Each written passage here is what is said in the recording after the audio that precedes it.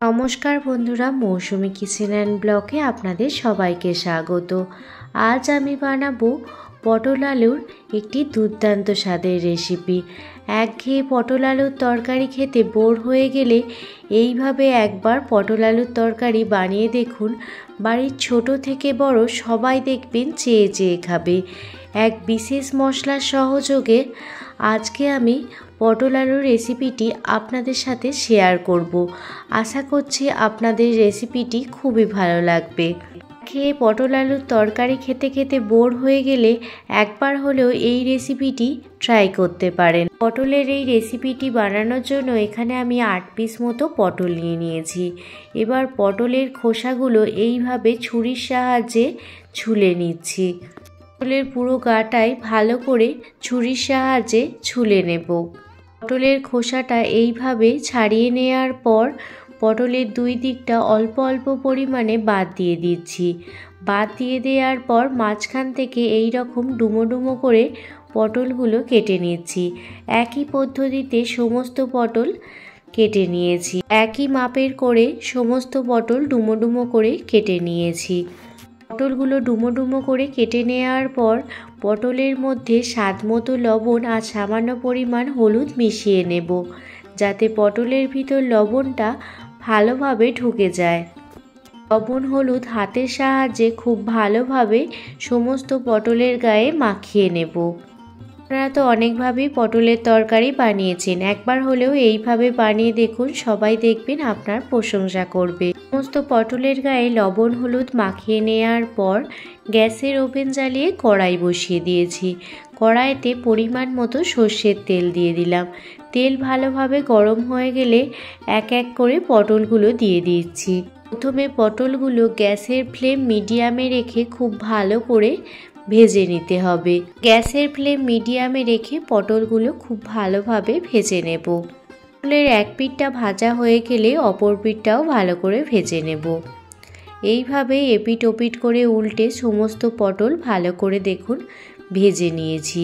এবার পটলগুলো এক এক করে একটি পাত্রে উঠিয়ে নিচ্ছি।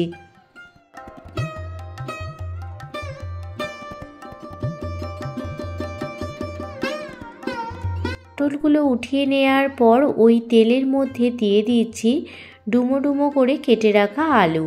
এখানে আমি 3টে মিডিয়াম সাইজের আলু এইভাবে ডুমো ডুমো করে কেটে নিয়েছি। আলুর মধ্যে স্বাদ মতো লবণ মাখিয়ে নিয়েছি, যাতে আলুর ভিতর লবণটা ভাজার সময় ভালোভাবে ঢুকে যায়। গ্যাসের ফ্লেম মিডিয়ামে রেখে আলুগুলো লাল লাল করে ভেজে নেব।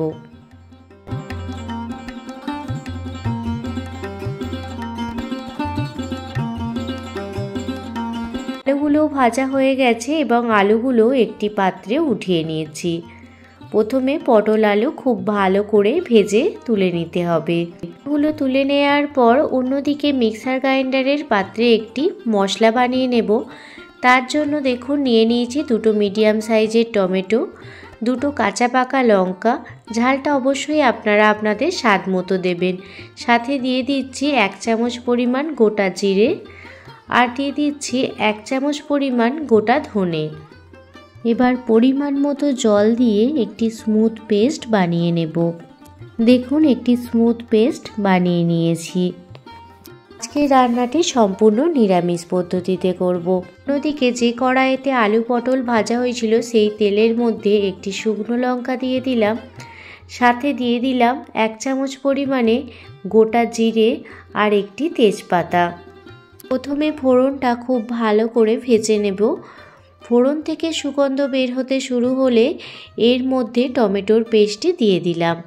গ্যাসের ফ্লেম লো টু মিডিয়ামে রেখে মশলাটি খুব ভালোভাবে কষিয়ে নেব। মশলা থেকে যতক্ষণ না তেল ছাড়তে শুরু হয়ে যায় ততক্ষণ মশলাটি কষিয়ে নেব। মশলাটি কষাতে কষাতে এর মধ্যে দিয়ে দিচ্ছি 1 চামচ পরিমাণে আদা বাটা।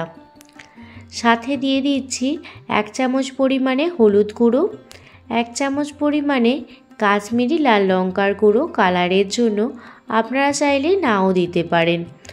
আর সাথে দিয়ে দিচ্ছি 1 চামচ পরিমাণ চিনি, যেহেতু নিরামিষ রেসিপি একটু মিষ্টি মিষ্টি হলেই খেতে বেশি ভালো লাগে। আর দিয়ে দিচ্ছি স্বাদ মতো লবণ। এবার সমস্ত মশলা খুব ভালো করে কষিয়ে নেব। গ্যাসের ফ্লেম অবশ্যই লো টু মিডিয়ামে রাখবেন, একদমই হাই ফ্লেমে রান্নাটি করবেন না, তাহলে কিন্তু মশলাটি পুড়ে যাবে। মশলা থেকে তেল ছাড়তে শুরু হয়ে গেলে ভেজে রাখা আলু পটলগুলো দিয়ে দিলাম। এবার মশলার সাথে আলু পটলটা খুব ভালো করে কষিয়ে নেব, যাতে আলু পটলের মধ্যে মশলাটা খুব ভালো করে ঢুকে যায়। এইভাবে একবার আলু পটলের তরকারি বানিয়ে দেখুন।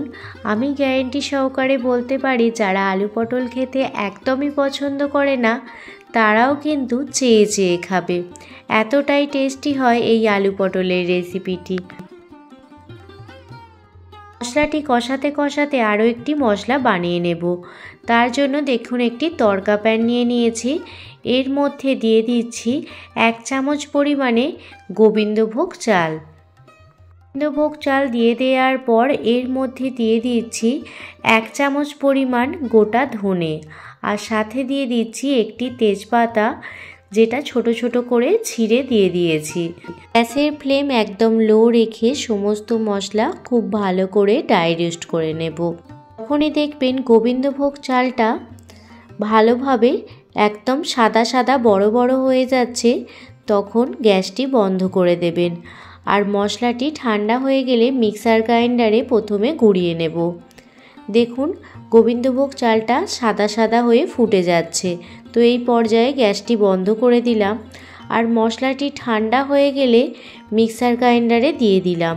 প্রথমে মিক্সার গ্রাইন্ডারে খুব ভালো করে সমস্ত উপকরণ গুঁড়ো করে নিলাম।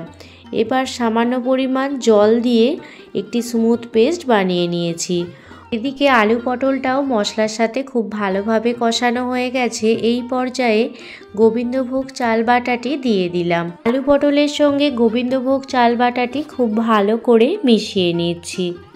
গোবিন্দভোগ চাল বাটাটি দিয়ে দেওয়ার ফলে এই পটলের তরকারি রেসিপিটির স্বাদ একদমই পাল্টে যায়, খেতে ভীষণই ভালো লাগে, আর গ্রেভিটা খুবই ঘন হয়ে যায়, খুবই সুন্দর খেতে লাগে। একবার হলেও এইভাবে পটলের রেসিপিটি বানিয়ে দেখুন, বাচ্চা থেকে বড় সবাই দেখবেন খুবই পছন্দ করবে। সমস্ত কিছু খুব ভালো করে মিশিয়ে নিয়েছি। এবার পরিমাণ মতো গরম জল দিয়ে দিচ্ছি। যে কোনো রান্নায় গরম জল ব্যবহার করলে সেই রান্নাটির টেস্ট দ্বিগুণ পরিমাণে বেড়ে যায়। এটা অবশ্যই আপনারা আপনাদের পরিমাণ মতো দেবেন, আপনারা কীরকম গ্রেভি রাখতে চান সেই পর্যায়ে জলটা দিয়ে দেবেন। জলটি পরিমাণ মতো দিয়ে দেওয়ার পর এবার একটি ঢাকনা চাপা দিয়ে দেব। ঢাকনা দিয়ে 10 মিনিট মতো ঢেকে রেখে দেব। 10 মিনিট পর ফিরে এসেছি আর আপনাদের দেখাচ্ছি, দেখুন আলু পটল একদমই খুব সুন্দরভাবে সিদ্ধ হয়ে গেছে, আর গ্রেভিটাও কতটা ঘন হয়েছে দেখুন, খেতে কিন্তু দুর্দান্ত লাগে। একবার হলেও বাড়িতে এইভাবে আলু পটলের তরকারি বানিয়ে দেখুন, সবাই দেখবেন খুবই প্রশংসা করবে। একঘেয়ে আলু পটলের তরকারি খেতে খেতে বোর হয়ে গেলে এইভাবে গোবিন্দভোগ চাল বাটা দিয়ে আলু পটলের রেসিপিটি বানিয়ে নিতে পারেন, খেতে অসাধারণ লাগবে। নামানোর আগে এর মধ্যে গরম মশলার গুঁড়ো ছড়িয়ে দিচ্ছি, সাথে আপনারা 1 চামচ পরিমাণ ঘিও দিতে পারেন, তবে আজ আমি ঘিটা দিইনি। আলু পটলের এই রেসিপিটি আপনাদের কাছে কেমন লাগলো অবশ্যই কমেন্ট করে জানাবেন। যদি ভালো লেগে থাকে প্লিজ একটি লাইক, কমেন্ট, শেয়ার এবং সাবস্ক্রাইব করে আমার পাশে থাকবেন। প্লিজ একটি লাইক করবেন, আপনাদের একটি লাইক অনেকটা মোটিভেট করে আমাকে নতুন নতুন ভিডিও বানানোর জন্য। সবাই ভালো থাকবেন, সুস্থ থাকবেন, সাবধানে থাকবেন। আবারও কোনো দিন অন্য কোনো রেসিপি ভিডিও নিয়ে আপনাদের সামনে হাজির হব। ধন্যবাদ।